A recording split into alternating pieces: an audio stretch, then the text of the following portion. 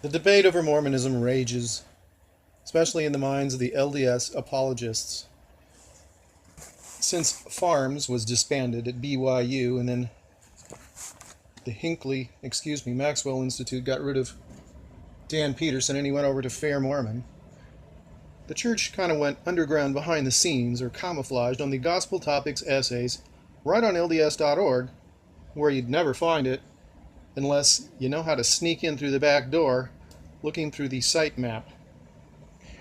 The only other way you'd get to it is if you happen to do a search on one of the controversial subjects, meaning things that cast doubt or otherwise essentially prove that an all-knowing, good, just, kind, loving, and unchanging God was directly guiding the Church of Jesus Christ through revelation to certain men, starting with Joseph Smith Jr. When I say the Church of Jesus Christ, I'm talking at this point about the Church of Jesus Christ of Latter-day Saints. Joseph Smith organized the Church of Christ in 1830. A few years later, he changed the name to the Church of the Latter-day Saints. A few years later, again, he changed it to the third name, the Church of Jesus Christ of Latter-day Saints. Through divine guidance and revelation, all these things were established. Jesus just couldn't make up his mind what to name his church after all those years. Maybe he was just excited about it and had other things to do, maybe busy repopulating his next planet. So, what are some of the topics that are hottest on these issues, and what are some of the questions that are so most difficult to get a straight answer from an LDS apologist on? Well, a straight answer, that would constitute a modern day miracle, a straight answer. But there are certain questions that seem to be rather difficult. Anything that contradicts the assertion that a perfect all-knowing God's not guiding the church is a problem. So now here on my channel, the Dodger Game channel, which is just a name for me, I've got what I might call the Mormon Truth Videos or Mormon Truth Video Library, dealing with a number of these subjects where we can confront issues that are problematic to the assertion that I just mentioned. Now, Joseph Smith says that God came to New York when he was 14 years old to talk to him, to tell him, listen to my son Jesus. So he came all the way from Kolob, or thereabouts, to introduce Jesus, and then God said nothing else. He can travel really fast, so it was probably not that big a deal to travel all the way from maybe the center of the galaxy. And he had nothing else to do with Joseph Smith. And Jesus apparently didn't, after he just told him not to join the other churches because they were all abominations. That sort of thing, that they were faking to have his authority. Anyway, 3 years later, Joseph Smith prayed that his sins could be forgiven. And an angel showed up and forgave him his sins, told him where to find some gold plates, to tell what the Indians' history were, the American Indians' history were, and that Jesus had visited him. He said, just come to the hill, and I'll give you the plates. So he went to the hill next day, and the angel told him, you can't have the plates. You haven't obeyed God. You haven't kept the commandments. So somehow, after being forgiven in the middle of the night of his sins, he had managed to come in disfavor with God by the time he got to the hill. And it took him 4 years of coming to visit every year before he could get the plates. That's the story. After God came all the way to New York to show himself and Jesus to Joseph Smith Jr. So he translates the Book of Mormon using a brown rock called a seer stone. We have an alternate story that says he used something kind of like magic glasses, spectacles with clear stones set in a silver bow. And in the story itself, these are written into the story in Ether chapter 3.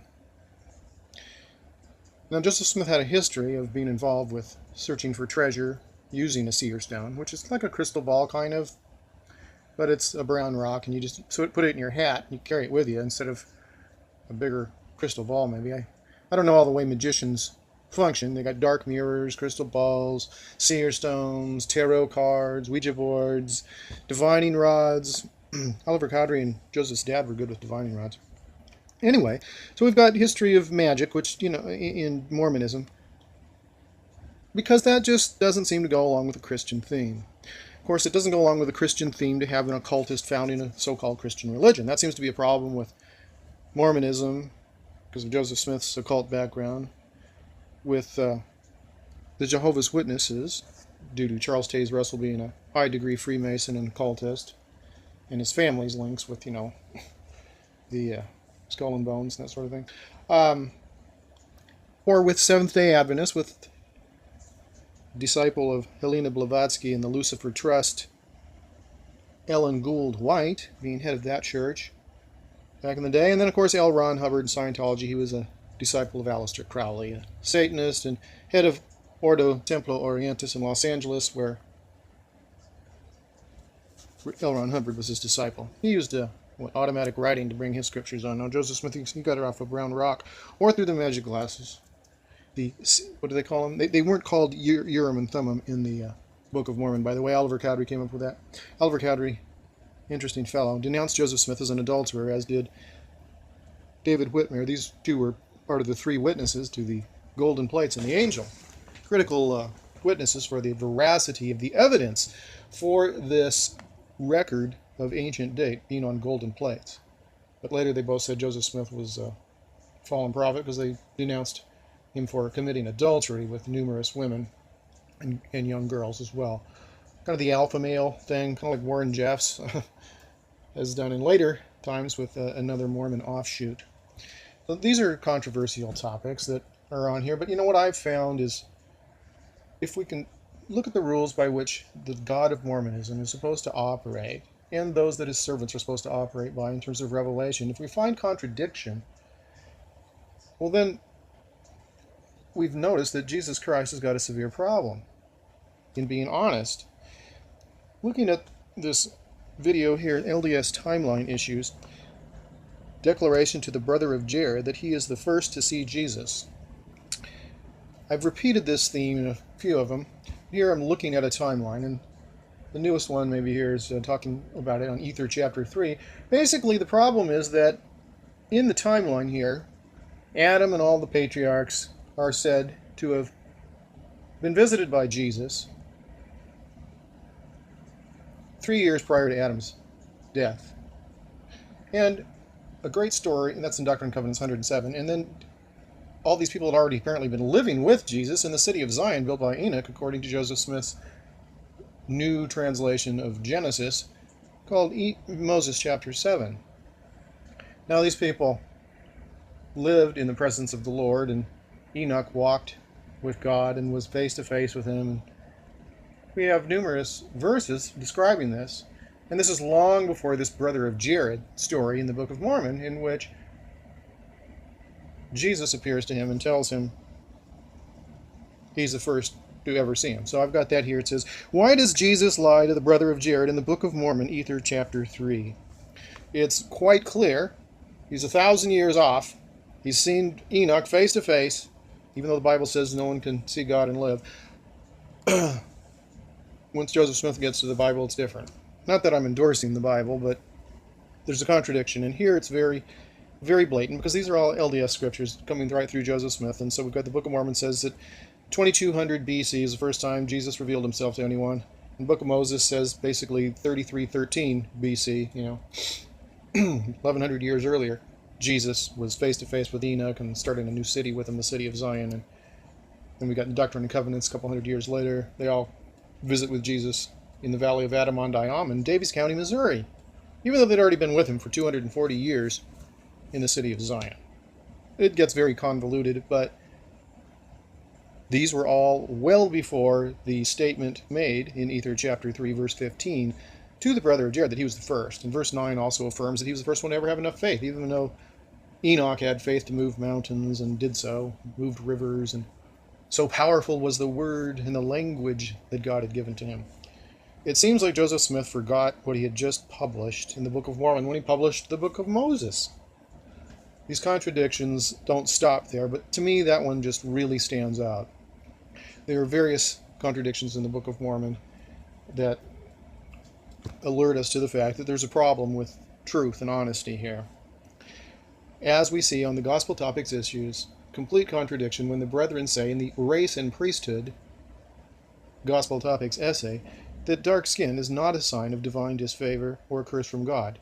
We turn to the Book of Mormon and it says the Lamanites were cursed with a skin of blackness, that they might not mix with the Lamanites, with the Nephites, that they might be loathsome to the Nephites, and any Nephites mixing with them would be cursed with the same dark skin. So, absolute, total contradiction. And of course, the essay writers, whose essays are approved by the First Presidency and Quorum of the 12, completely ignore the scriptures, even though they promised in-depth and straightforward essays in the preface to the section, also mentioning that God didn't want us to have just one set of opinions to look at when we were learning wisdom, searching for wisdom by study and by faith. That was an interpretation that they boldly made of a verse in section 88 that really does not say that, but they certainly delivered a product that was absolutely opposite of what they said it would be. It was not a straightforward and balanced, they did not use the word balance, but certainly inferred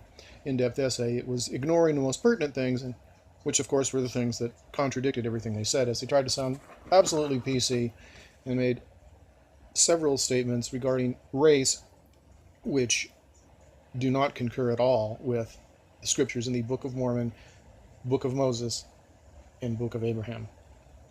So these are things that we look at here that say, hey, I thought Jesus was supposed to tell the truth. I thought he was supposed to be honest. I thought his representatives, his holy prophets, were reliable in telling the truth. And we learned from Joseph Smith's behavior that that was anything but the case. How honest is the Race and Priesthood Gospel Topic Essay hiding on LDS.org? And when I say hiding there, it's because you won't find it unless you had a search for one of these controversial subjects, or you go into the back door there, basically find the sitemap and go searching, and still then it's difficult to get to. You got to jump through hoops to find. The Book of Abraham was well publicized as a fraudulent document. And Joseph Smith said it was a document written by the hand of Abraham about 2000 BC, and they relocated the papyrus or copies of it. It turned out to be an Egyptian funerary text, close to the time of Christ almost. Yeah. And there's much made of that on the internet, and so the church backs down in their essay, sort of, and says, well, he was just using it to get inspired. He paid $2,400 for something that had nothing to do with Abraham, but it inspired him. Could have bought a couple hundred acres of land in Kirtland with it, but maybe they wouldn't have needed the illegal fake bank for their land speculation if they hadn't wasted the money on the Book of Abraham to get inspired. Supposedly he had the writings of Joseph. He didn't bother to get those done. It took him 7 years. Should have been about 2 days with the pace that he got things revealed to him from the seer stone to do the Book of Mormon, if he in fact was doing that by himself. But somehow it didn't work out that way, and numerous things in the book are factually wrong. So Jesus directly inspires them from something that had nothing to do with it, is now the new theory they proclaim on the Gospel Topics Essays, and you just need to pray about it. But Jesus doesn't have his history right. Jesus is using words that don't exist in the time of Abraham and giving false definitions for the words, like the word Egypt, or Egyptus, the word Pharaoh. Egypt, that's Greek. Language didn't exist 2000 BC. Egypt does not mean forbidden. Pharaoh does not mean king by royal birth. And the word Jehovah did not exist till about 13 AD, not even in that exact form. A Roman Catholic priest invented the name. The Jews didn't want to call Yahweh Yahweh because he was so temperamental that he thought his name was so sacred they shouldn't be calling him that, maybe just YHWH. So they called him Adonai as a title, which means my Lord. Or they called him Elohim, which means the gods.